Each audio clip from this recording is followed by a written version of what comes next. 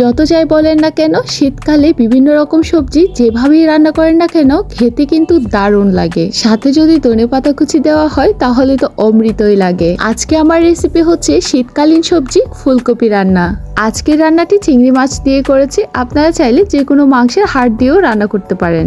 By the way, আমি হচ্ছি তৌপিকা, আপনারা দেখছেন তৌপিকাস কিচেন। চলুন তাহলে আজকের রান্নাটি করে নিচ্ছি।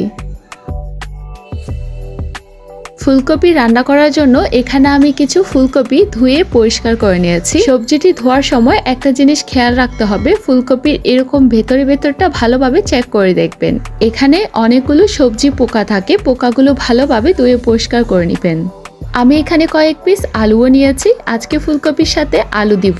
এখানে আমি চিংড়ি মাছ ধুয়ে পরিষ্কার করে নিয়েছি। চলুন তাহলে রান্না করা যাক।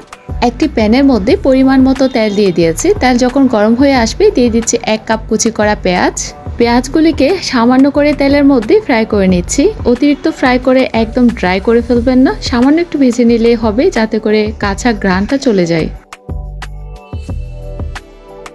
এই পর্যায়ে আমি দিয়ে দিচ্ছি মশলা। এখানে আমি 1 চামচ হলুদ গুঁড়া দিয়ে দিচ্ছি, 2 চামচের মতো দিয়ে দিচ্ছি মরিচের গুঁড়া, 1 চামচ লবণ দিয়ে দিচ্ছি,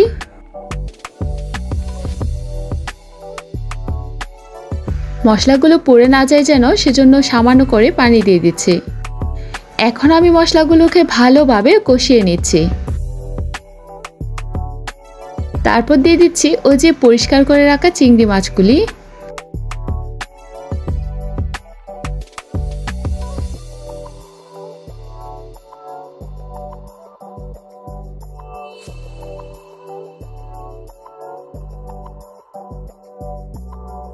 দেখতে পাচ্ছেন মশলাগুলো কষানো হয়ে গেছে। উপর দিয়ে যখন তেল বেশি আসবে তখন বুঝতে পারবেন মশলাগুলো কষানো হয়ে গেছে। এই পর্যায়ে সবজিগুলো দিয়ে দিতে পারবেন।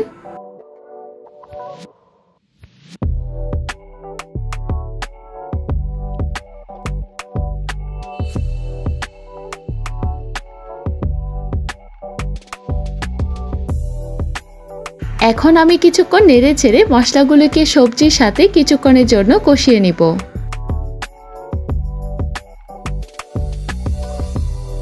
দিয়ে দিচ্ছি কয়েকটি কাঁচা মরিচ, তারপর ঢাকনা দিয়ে কিছুক্ষণের জন্য রেখে দিচ্ছি।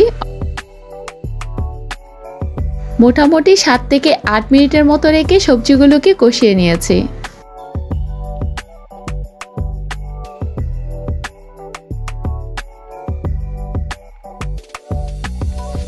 সবজিগুলি সেদ্ধ হওয়ার জন্য দিয়ে দিচ্ছি পরিমাণ মতো পানি।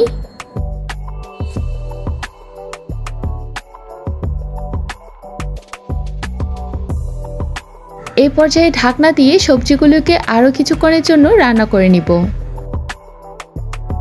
15 মিনিট জাল করে নেওয়ার পর দেখতে পাচ্ছেন সবজিগুলো রান্না হয়ে গেছে। এখন আমি ধনেপাতা কুচি দিয়ে দিব। আপনারা চাইলে সবজিগুলোর সাথে টমেটোও দিতে পারেন। আমার হাতের কাছে টমেটো ছিল না, তার জন্য আমি দিতে পারিনি।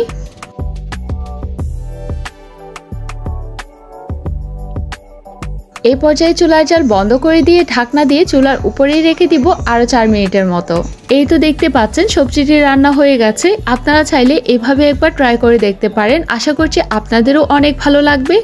আমার কাছে তো এই সবজিটি খেতে খুব বেশি ভালো লেগেছে।